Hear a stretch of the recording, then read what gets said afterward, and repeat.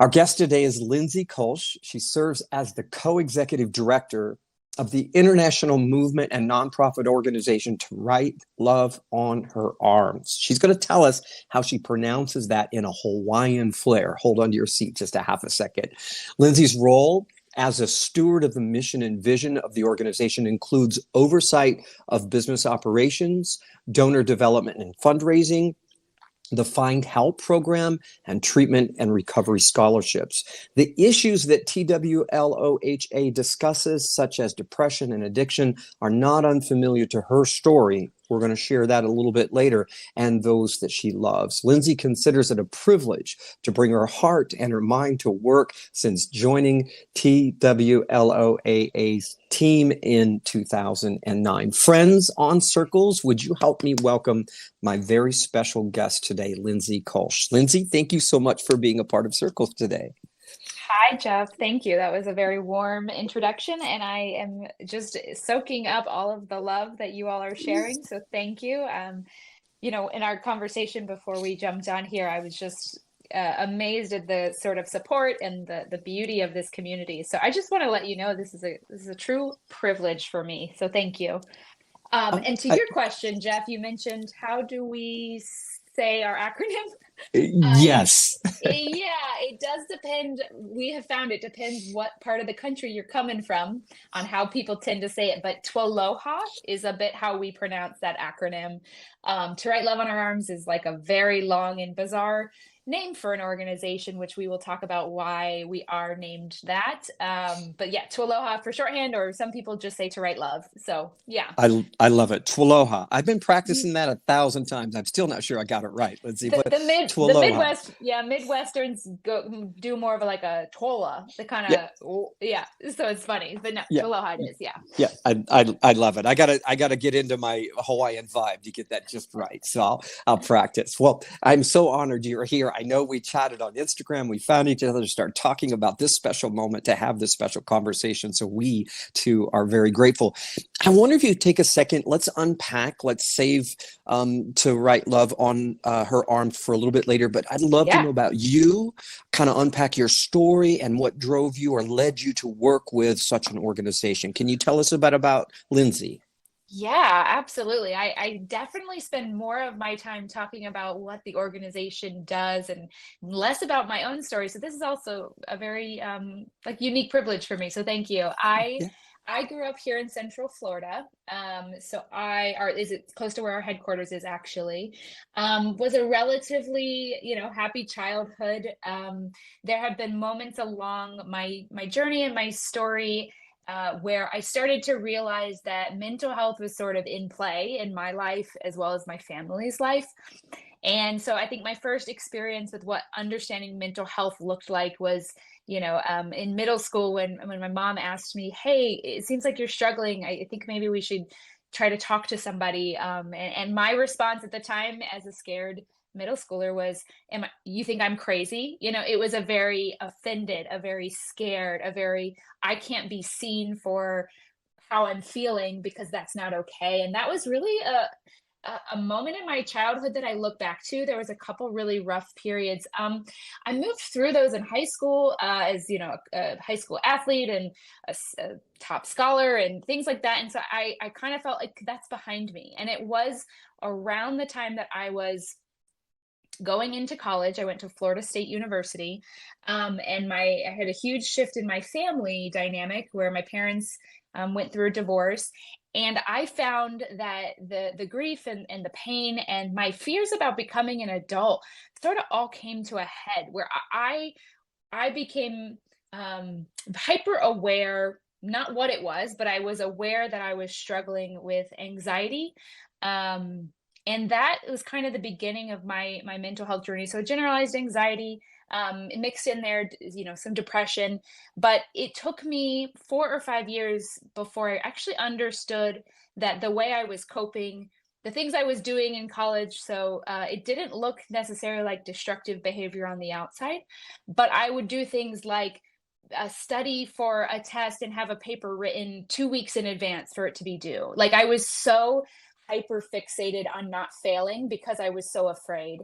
And that anxiety, just that cycle turned into a lot of strange scenarios that, I was like, I'd become dehydrated because I would drink so much coffee to stay up to do things that I had, I had intravenous IVs that I had to get twice in college. And it was like, what's going on here? And so it was actually when I was in college, a group of friends from Central Florida it was literally my first year in college, actually.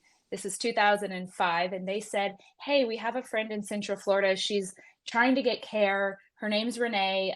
They were raising money to help her get treatment. And that was really wonderful. And like, wow, it's like a group of people from, oh,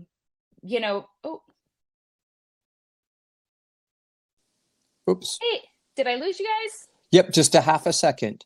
Oh, okay. Gosh, I was worried. I was like, I know. Okay. So I was in college, and a group of friends from Central Florida basically let me know, hey, there's a friend from back home. She's struggling. She's trying to seek treatment, and they're raising money for her. They're selling these shirts, and they say to write love on her arms on them. And I thought, that's amazing. That's wonderful. That happened my freshman year in college, and I continued to sort of stay connected to some of those friends. But it wasn't until I was about to graduate where I really started to see that this movement had grown around this story. And so my story is very much interconnected with Tualoha's beginnings. When I understood these friends from back home doing this special project in our community, but it was now reaching nationally and internationally, and just really curious about how could I support something like that? How could I use any skills that I've literally just earned from my degree? Public relations, communications, art history, strangely, was a master's or a degree of mine. How could I put that to work for something good in the world? Like I didn't really feel like I had any other calling but to be purposefully used. And so I said, hey, you guys seem like you might need some help. And so in that 2008 timeframe, I went to one of their early trainings that they had organized, where I actually got mental health curriculum shared with me, and I started to see my whole story of my childhood, the people in my life, my brother, my dad.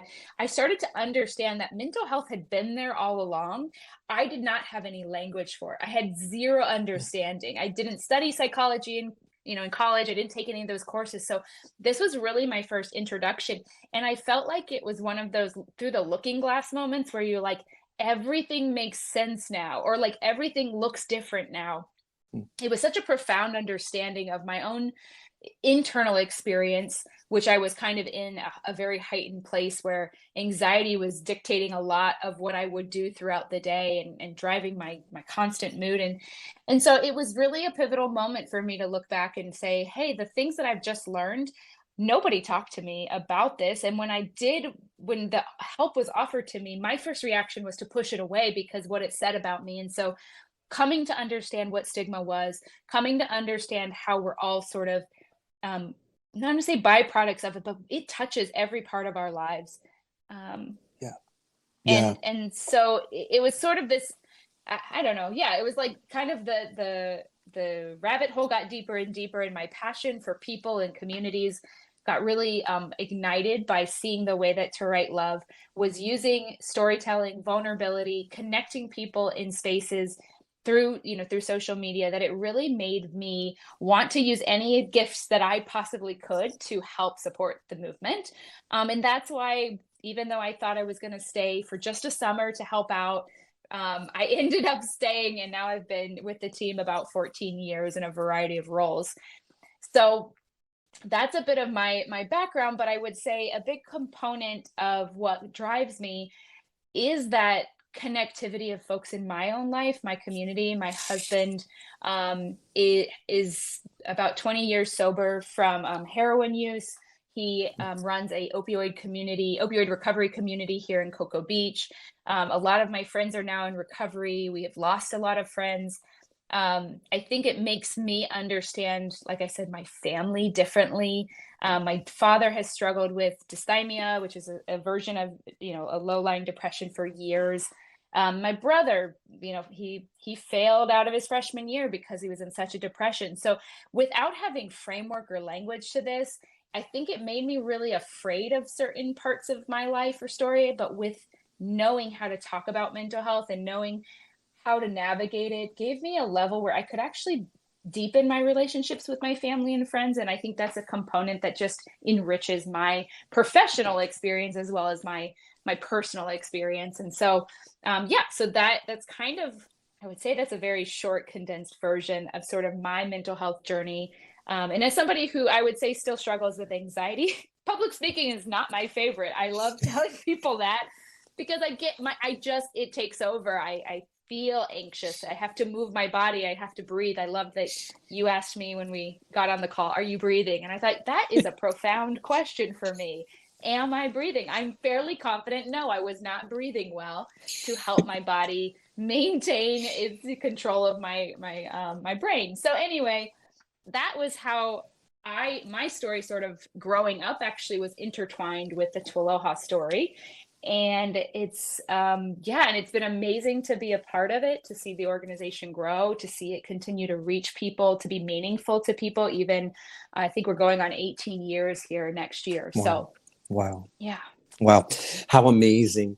I've got notes already. Three pages, Lindsay. 3 pages. You're so kind. And I'm breathing. I wanna get to the story of To Write Love on Her Arm. I wanted you to go there in a moment, but I want to come back to a couple of things you said that struck me. You said earlier on in middle school, you started to feel this uncomfortableness. Mom is recognizing, hey, you might be struggling. You said, I can't be seen for what I'm feeling. Wow. Yeah. Talk about a stigma. Yes. Unpack that a little bit more for us. Yeah. Yeah, so middle school for any of us I think we all have gone through middle school. It's a painful time, right? Like your body is changing. I was struggling with body issues. I was being bullied at school before bullying was even really a thing. I'm a twin, so I have a twin sister. And what was interesting in my story, I'm actually a set of twins. There's a second set of twins as well. My older brother and sister are twins, so we were a bunch of twins, and there was chaos in the family. But I had somebody who, while we were very similar, she actually had a different body type, and so I felt like I always had this direct comparison where a bully might pick on me, but not her. And what does that say about me? So I think as I was growing up, I was hyper aware of sort of like, I want to be seen as an individual. I want to be seen as my own person, but kind of stuck in this situationally, or at least in our school, where somebody was targeting me to say who you are is not okay, and what you look like is not okay. And I just felt so insecure, and I think that I was very withdrawn. I was very angry. My anxiety and things I've learned about myself is the most accessible emotion I have is actually anger. So I became angry, and I think that was what she was picking up on. And I was withdrawing. I was not doing things that I love to do, which was theater and dance. I was kind of like, well, maybe I'm not fit for those, or I feel so uncomfortable in my skin that I don't want to be seen on stage. And so when she said, I see you, when she says, I see that you have pain, I truly didn't know that was okay. Like, I truly thought, looking back at 13-year-old or 12-year-old Lindsay, I didn't know that was okay for somebody to see pain and for them to still love you. Like, I kind of thought the more I dug into that, the more I talked about that, the more rejected I would be, because I already was rejecting myself, or I already felt rejected. Yeah. And that's such a painful place to be. I think even as adults, I think we still feel that way often, right? Yeah. What is it going to say about me if somebody knows X, Y, or Z, or that I view myself this way? They might not view me that way, but I view myself that way. And it feels like we have to cover that up. And so we don't ask for help. We don't accept help. We find it scary to even say the thing. And I think that's what I was trying to get at for me, if I think about it. Yeah. Yeah. Yeah. To say the thing. It's scary to say the thing. It's scary to admit that, crap, I don't know what the hell I'm doing right now, or crap, I wish I didn't feel this way. Because what's interesting to me, and I've been kind of my own tenure for 15, 20 years in this field, Lindsay, I've always been interested in, why is it that there must be something wrong with me is so prevalent? We just can't stand 6 people up on stage and everybody feel comfortable. The comparison starts right away. The am I enough starts right away. It doesn't seem like we have to foster that, does it? It's like that comes, the insecurity just is kind of like resonant in a human being. And then we exacerbate that when somebody calls us out on it, makes fun of us, bullies us. So it just almost confirms or affirms that, yeah, I am wrong. There's something wrong with me. So profound. You said something else that really struck me. And you said that at that time, you didn't have language for it. That's so powerful. Now we have language for this, don't we, Lindsay? We do. And I actually, looking back when I started with To Write Love on Our Arms, I didn't know that much about mental health. I just knew what it was doing for people and what they were feeling and experiencing from this invitation to be vulnerable. And so as I gained language and as I've done therapy and as I've worked with therapists and, with all the research has been changing our mindset. But yes, truly, like there are even research that shows that if you don't have the words for something, it's almost like it doesn't exist. And I know that sounds kind of bizarre, but like if our brains can't put language to it, the way we process it makes it like a mysterious, unseen force in our lives. And so, a lot of the times they say like education is like, it's powerful, knowledge is powerful, awareness is powerful, because for the first time, instead of feeling like ashamed or afraid of a feeling you can't name, and maybe we even don't have a great vocabulary for our feelings or what we're going through, if we don't have feelings for it, there is a greater dread. It's like the unknown enemy is greater than the enemy that we do know. And so now I feel like in our communities, we have started, and I love that this is even the generation of TikTok, we have started cultivating communities where it's okay to talk about therapy, or what is depression. Am I still, sorry, can y'all hear me still? You're good. Yep, I got you. Yes, you come through. Okay, great. Sorry. I get a little paranoid because I'm not quite sure that my little button doesn't glow. So if we let me backtrack because I am totally just confused what I just said. Help me back where we were at. No, we were talking about the language, that we now have language, and that, yes, that the biggest enemy is the unknown there, that makes it more prevalent. So yeah. So I, throughout my time with To Write Love, when people will come up and they might read a story on the blog, or they might hear somebody's story on the podcast, and they're like, the first time I heard this, I thought, that is me. And I didn't know what it was. And the relief that they just share with you of like, I'm not alone, that in and of itself is such a healing open door, right? It's a door to walk through to then finally start addressing your health, your mental health, your emotional wellness, like to have a framework to even be able to share simply a range of emotions. I feel like we're making strides at, but it's changed a lot in 18 years. And I'm so glad and thankful for that, like truly glad and thankful. I would say even in the past 2 years from the start of the pandemic, I think for the first time, people felt comfortable saying, I'm not doing great. Like, this is really hard. And if there was ever a silver lining to the pandemic, it was mental health became like something that we were hyper aware of, hyper focused on, because we knew that we were all in this together, and there was going to be side effects that were not seen, in necessarily at the gate with, whether it was an actual physical illness or a mental health consequence. And so anyway, I think that language thing is huge for so many people, and it has been for my own journey. So yeah. When we don't have words to describe it, it can cause its own insecurity. It can cause its own almost ominous feeling of something's there attacking me when it's not there, but I can't say it. If I can say it, I can call it and name it, that almost takes its power away from me. And I think I've learned in my journey too, Lindsay, I think this is really important, because once I can call it something, make sure I'm calling it what it is, but I'm not identifying with it. right? I am not Yeah. you. I am not you, but I'm identifying that I'm feeling you. I'm feeling your presence and experiencing you, but I guarantee you I am not you, right? Come on. You made me shift Yeah. gears there for a half a second. I love it. So, No, yeah. that's true. That we no longer have to say this is who I am with these Yes. struggles. It becomes this is what I'm fighting against. This is what I'm fighting for, Yeah. So Yeah. yes, Yeah. absolutely. Oh, friends, take that with you. Take that with you. Take that with you. This is what I'm fighting against. This is what I'm experiencing right now. This is not who I am. I've always said, whatever follows your I am, you are.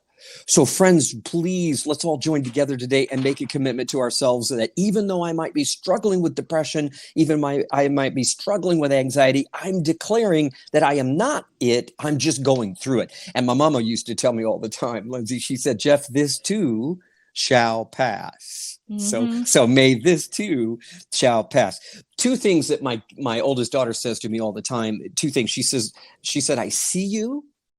My God, what powerful three words. I see you. And the other is, I got you. I love that. Isn't it beautiful when we say, I That's a got you gift. or I see you? Yeah. Yeah. Yeah. Yeah, I'm holding on to you. Like this isn't going to push me away. I think stigma has convinced us that we will be left alone if we share, if our vulnerability turns into, if we share what's really happening. I think we are, for the most part, convinced that people closest to us will want to not care for us anymore. And it's amazing that it actually is the reverse for most people. If you're sharing with someone who is truly cares about you, they go in, they do the opposite of what that stigma tells you is going to happen. Yeah, so well said. Great transition to this word stigma. There's a lot of stigma around asking for help. And you and I are in our pre-calls and exchanges of communication have had this. It's been my pet peeve. It's been my passion to advocate for asking for help. How do you feel that the stigma got kind of created, Lindsay, that it's not cool to ask for help or what? And then how do we shift that so that it actually is healthy to ask for help?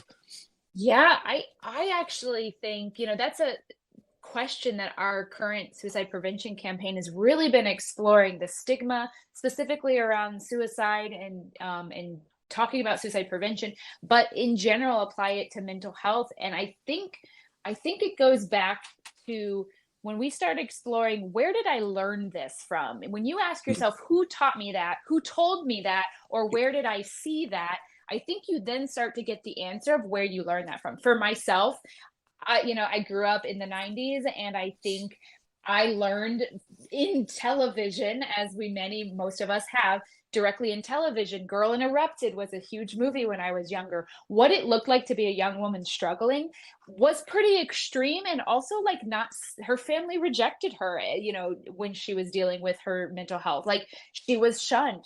It was an example of kind of this is what it will look like if this is you. And I think that you internalize to some degree if you don't have an example that tells you otherwise. So nobody told me that would be how I would be treated, but I had a larger cultural context, and that then kind of made me put my guard up to say that I don't want that to become me. I don't know what that means for me. Is what I'm dealing with anxiety, or is it something greater and something where I'll need to, have to receive inpatient treatment? And so that was one for me.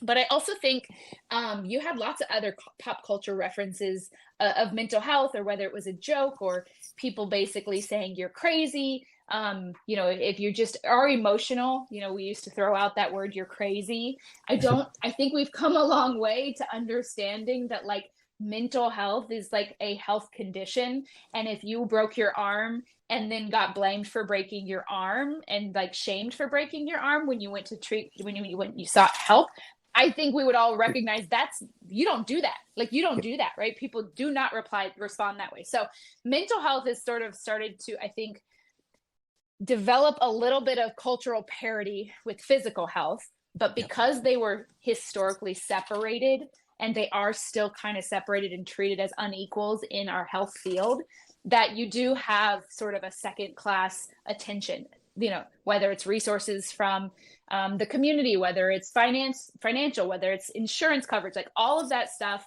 systemically does give us some signals that it is hard to have a mental health challenge or a struggle in this day and age, but it's gotten so much better, right? So we also have the cultural movement where ultimately our goal is to have enough people being loud enough about what people deserve when they're struggling, when they need support, so that there becomes more equity around emotional and mental health support. But I think that's where it comes from. I'm not an official on that or a researcher on that, but I do know that it's the books, it's the language, it's the interactions we have with our family members, it's our background, it's our culture.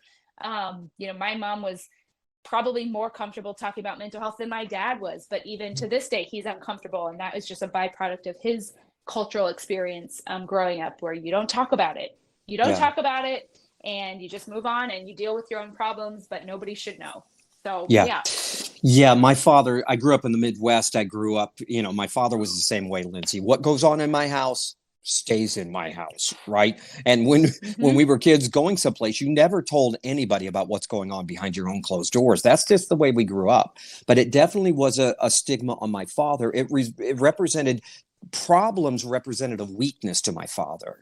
It meant that he wasn't capable of handling it. So the hush hush that my mother went through when she was going through mental health issues, it was almost an embarrassing factor on my father looking back. He wasn't associating with that, but that's how he acted. Oh my God, my mother was epileptic, Lindsay, when I grew up. So, I mean, she had grand mal seizures. And one of the reasons why we didn't go out that much is because what happens if we would be at a restaurant and my mom would go into a grand mal seizure, it would throw the entire restaurant array. And my dad just never wanted to take that ugly looking risk in front of people. You said something, friends. I hope you just caught this. By the way, we are talking with Lindsay Kolsch. Gosh, I'm so excited to talk to you, kid. My mouth is full. Lindsay Kolsch. She's the co-executive director of the international movement and nonprofit organization To Write Love on Her Arms. Lindsay, you just said something. We've got to be loud enough. Right? Come on, friends. We've got to be loud enough. And communities that are popping up that's going, it's okay to say who you are in our presence, and we're not going to judge you. I think that's the greatest movement that we could have right now in our history of existence. Yeah, I love it. So take us a little bit on this journey with the story of To Write Love on Her Arm. Where did that come from? Can you educate us a little bit on the background of this organization? Yeah, absolutely. I feel like just even saying our name requires a bit of storytelling. It because does. I think if you were gonna make a nonprofit, you probably would choose something that felt like you could know what they were by the description of their name. But so To Write Love on Her Arms actually comes from the title of a short story.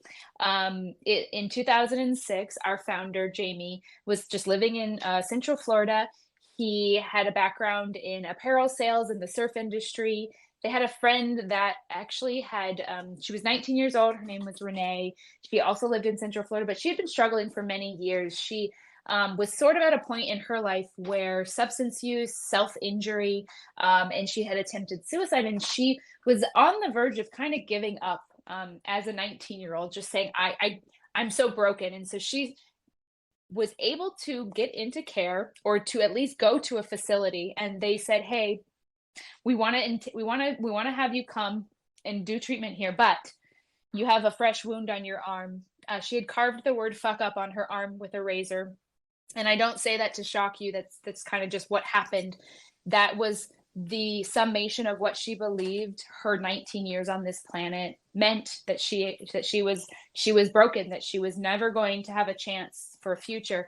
And she also had drugs freshly in her system. And so they actually said, hey, we don't have a detox here. You have to come back in 5 days when you don't have a wound on your arm that's, fresh, and you don't have drugs in your system. So she did not have, at that time, her family had kind of separated and kind of had to create boundaries. So she didn't have a support system, and that it was a pretty vulnerable place for her to be. So a group of friends said, hey, we'll keep you occupied these next 5 days. We'll ensure that you get to actually step foot into care.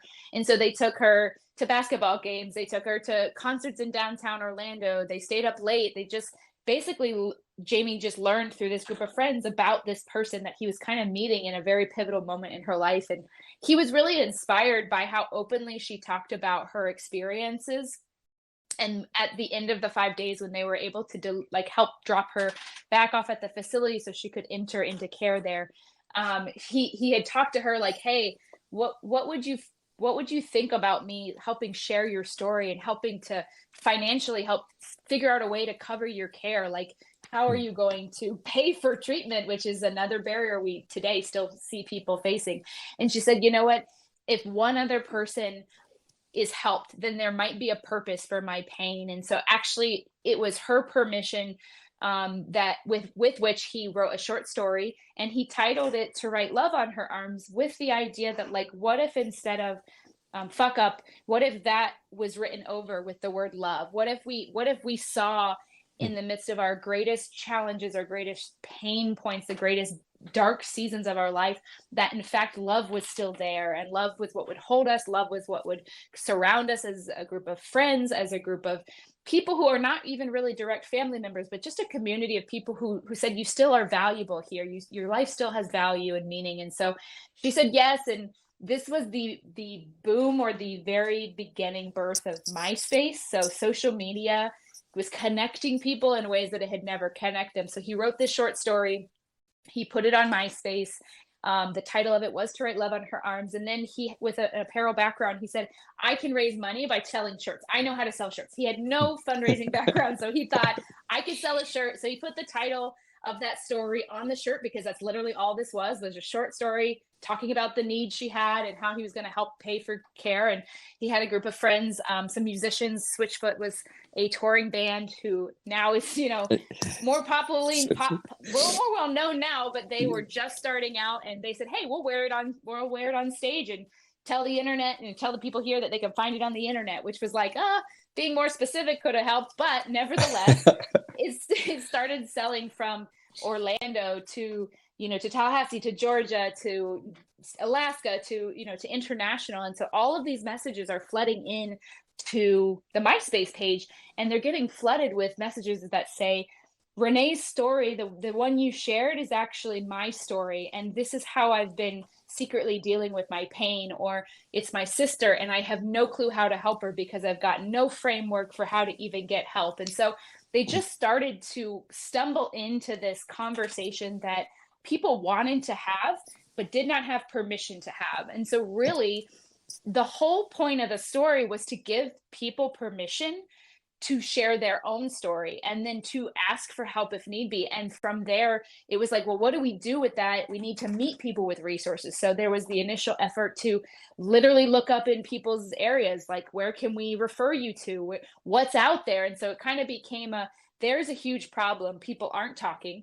And then there's also the second problem with, once they start talking about this, they don't know where to go. And so it really became a person-to-person, young people wearing it at concerts, musicians. Paramore wore the shirt early on. There were big bands that just were like, hey, this maybe touches home for us, so we get it. And musicians tend to be, the artists among us tend to be the bravest, I think, and moving things forward. And so, so they helped kind of spread the word about what To Write Love on Her Arms was. And then within the year, after some organizational support, Jamie turned it into a nonprofit, and so we are going on 18 years. We continue to still reach about 20 million people annually, to offer them stories that do have hope baked into them, their lived experiences. We challenge stigma through conversations just like this. We continue to build out our Find Help hub. So our Find Help tool is really great tool where you put your zip code in, you say, I'm looking for counseling or therapy, and it will provide free and reduced cost services in every zip code in America. And then even recently, and from day one, we've been investing in treatment and recovery. So at first it looked like it was helping Renee through her first treatment experience, but it expands to investing in partners like our friends at Crisis Text Line, Trans Lifeline, and then we provide about 3,500 hours of therapy to people who come to us and say, hey, I've been touched by the work you're doing. This is where I'm at. I can't afford therapy, but I have someone and I'd like to apply for funds. So meeting financial needs to just remove barriers to make that process of not only finding help, but then really backing up the experience of hope with tangible help and support. Yeah. Yeah. I think I love Crisis Text Line. I got the chance to interview Dr. Turner recently. I shared that with you, Lindsay. What a wonderful work they are doing. I love what amazing. you just said. That the organizations like To Write Love on Her Arms, what you just said has a framework. It's not just, it starts off as an inspiration, an idea, but then there's a framework that's created around it that can actually provide the tangible support that people need. They can go there and get resources. They can go there and get links to other support. So what's beautiful is we're not just saying something about it, but we're actually being able to do something about it and provide that help to others in need. Yeah.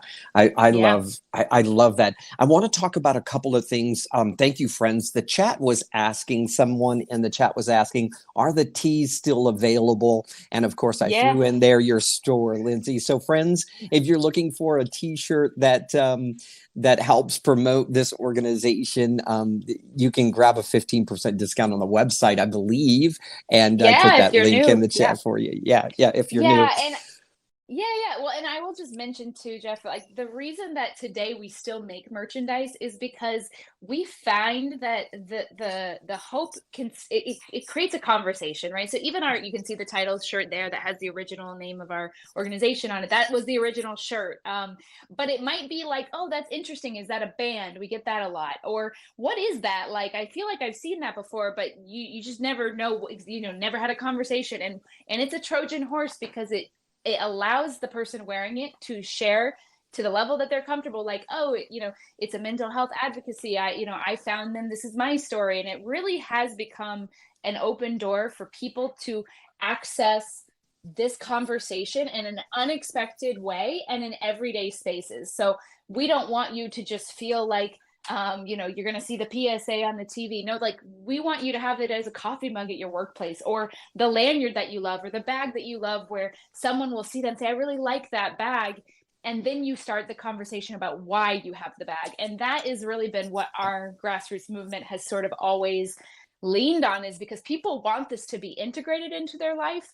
We don't have to convince people that this affects their whole being and their whole life. And so it's been great for those conversations to start. And really that's what tears apart stigma. That is kind of like what over time changes the culture, where someone will see something like this message, the storm will pass, and that one will get people talking. I'll guarantee that. They'll be like, and so that's kind of the idea, is to create, a cultural change, from the things we wear to the things we say on social media, to deep education, to then knowing, to resources, right? So it's kind of through all of those stages. Mm-hmm.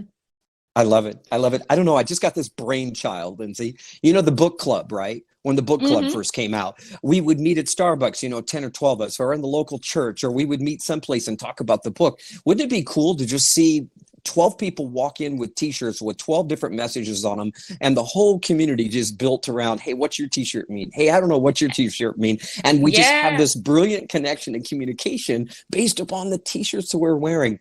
The other thing that struck me is, as humans, we all want to be connected to a higher purpose.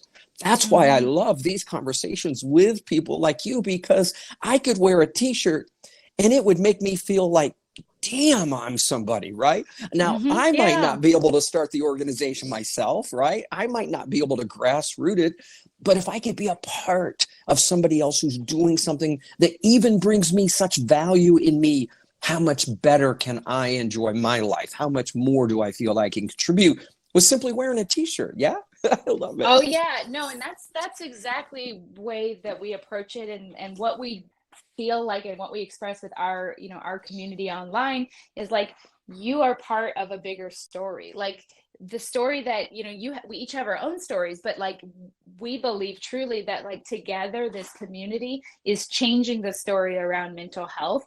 And obviously we have partnerships, and we work with Crisis Text Line, we work with the Jed Foundation, we work with Transline, we work with everybody because we don't have a monopoly on mental health, but we do love that people can find like that they fit here, that they are in good company is what we say. You're here now in good company. Yeah. And I love that this community gets it so profoundly. So yeah. Yeah, I love that. You and I talked about some of those numbers, 988, the new number. Yes.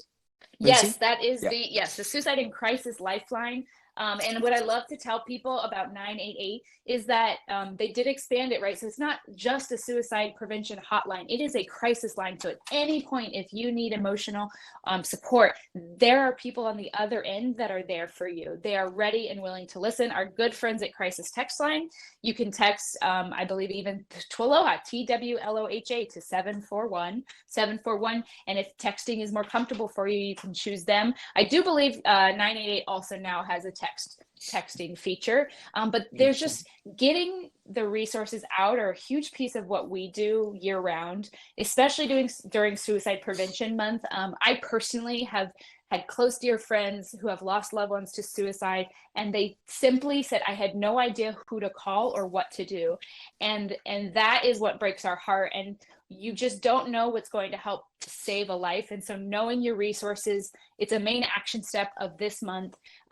Knowing and having resources ready for in any moment where you are concerned about someone. You can even call on behalf of somebody else. It doesn't have to be that you're struggling to call those numbers to let them know, hey, I'm really concerned. I would like to kind of get some support on what my next steps can be, and make sure that those resources are available, and they can be used at any time. They're 24 hours, 7 days a week. And so, so I love working with those groups, and they have been a huge part of this work.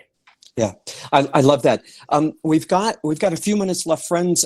We if we can, we're going to open up the mic to questions and comments. But before we do that, there's some things going on in the chat, Lindsay, that brought this to my awareness too. And I think this is a big question that we always ask in your work and in the organization's work around mental health and suicide specifically. Have you discovered kind of commonalities of why people who are going through suicidal ideology are not asking for help more than what they are? Why are they finding self-isolation and as a remedy rather than asking for help? What are your thoughts on that? Yeah, I think that hits actually to some of the main research.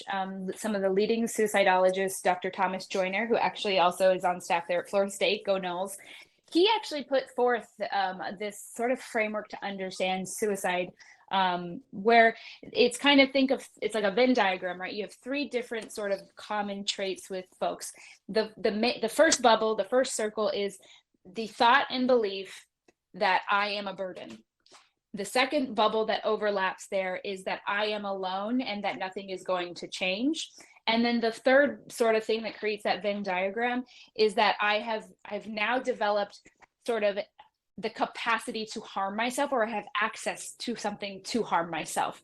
So I think basically the confluence of these two beliefs, that I am a burden and that I am alone and that this will not change, moves people into such a place of psychological pain. There is research that shows that the areas that activate in the brain when someone is suicidal is a paramount to the same experience as physical pain. So you feel it physically, can feel it. The psychological pain is a physical sort of manifestation. And there's also changes in our physical brain where there are areas of the prefrontal cortex and areas where you're depleted of certain brain activity and oxygen. So I like to preface this conversation with letting people know that a suicidal mind is not the same as the mind of someone who is not suicidal.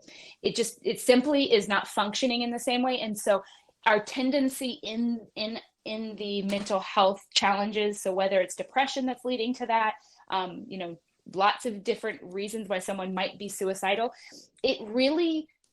that I'm a burden means I can't share that because it will further burden my family. If it means I'm alone, it means I'm the only one dealing with this and I can't be helped. And so truly the tragic nature of suicidal thinking and suicidal thoughts is that the byproduct of the thing that's causing the illnesses actually does lead to isolation. It's counterintuitive to that brain to say this is the time to reach out. And the folks that do reach out, that is a testament to an ultimate fight against what your brain is telling you and what you're feeling and processing as reality. And so it's important for us to just truly know that there's a lot going on, as well as, access to lethal means. A lot of folks, I think it's only 4% of people who are attempting suicide by not using it, and they're not using a firearm. Only 4% of those suicides will actually complete, which means people are trying to find ways not to die. They're trying to find ways to live. And the important thing about suicide prevention is to recognize the role of firearms and how lethal firearms are.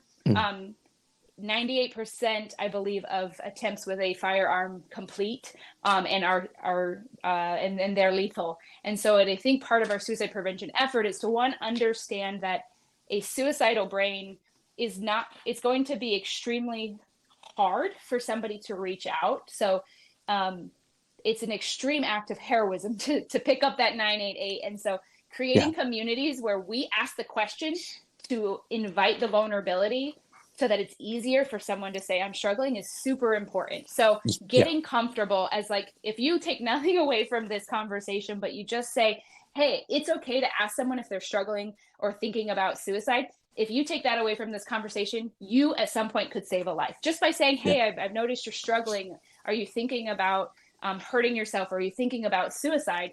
And leaving it as an open-ended question so that they can answer honestly could actually save their life. And so getting someone connected to a resource after that fact is really important. And I will say, because I've noticed some concerns about 988, that there are a lot of communities rolling out what are called mobile crisis mobilization teams. So they are mental health trained crisis responders, and they will not deploy like they're not going to deploy law enforcement unless they had to, unless there's imminent danger. They're really there to de-escalate situations. And that is your best bet, is to work with a 988 to be able to actually mobilize for a crisis response team, as opposed to like instead of a police officer who may not be properly trained. So I did want to address that, because that is for sure something people want to be aware of. Yeah, I love it. Friends, are you enjoying the conversation? I mean, I'm wishing that we could do this for like 2 or 3 hours, but we can't because Miss Lindsay has to go at the top of the hour. I wrote on my paper, Lindsay, as you were talking, that we need to figure out as a community how to heroize somebody going through a struggle. Meaning, I watched your Instagram, and you had it was your Instagram or your website. There was a beautiful depiction of someone who was talking about, I've been told I have to be strong. I've been told I'm a warrior. I don't feel like a warrior right now. I feel miserable. I feel lost.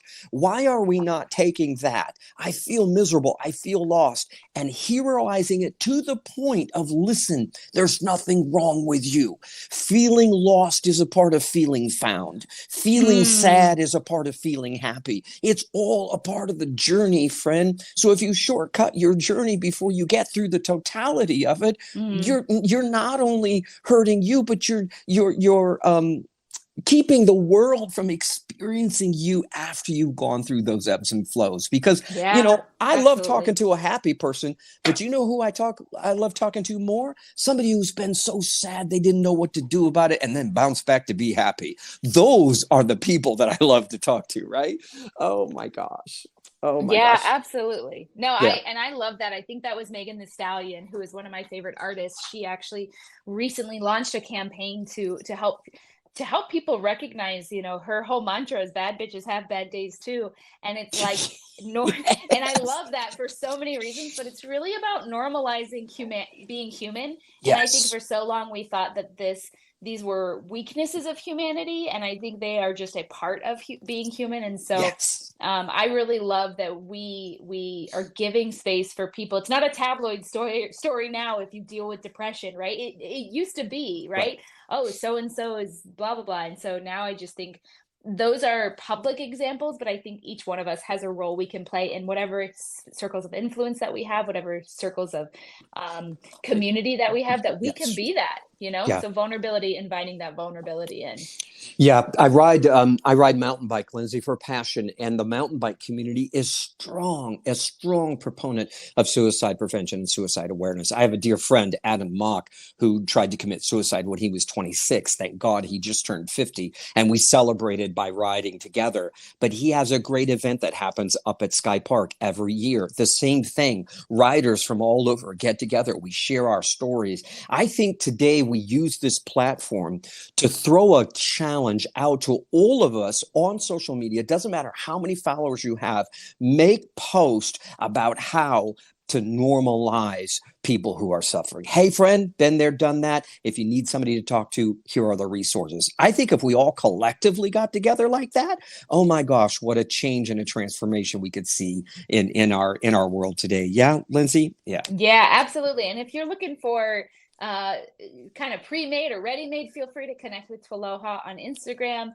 Those are the types of things that we want to make easy for people to share. We love it when people share their own stories and put it in their own words, but that is exactly 365, 24/7. That is the work that our online community is hoping to do to get it into every town, every zip code, every postal code. Like, we want to make sure that everyone knows that they have a role that they can play in this work.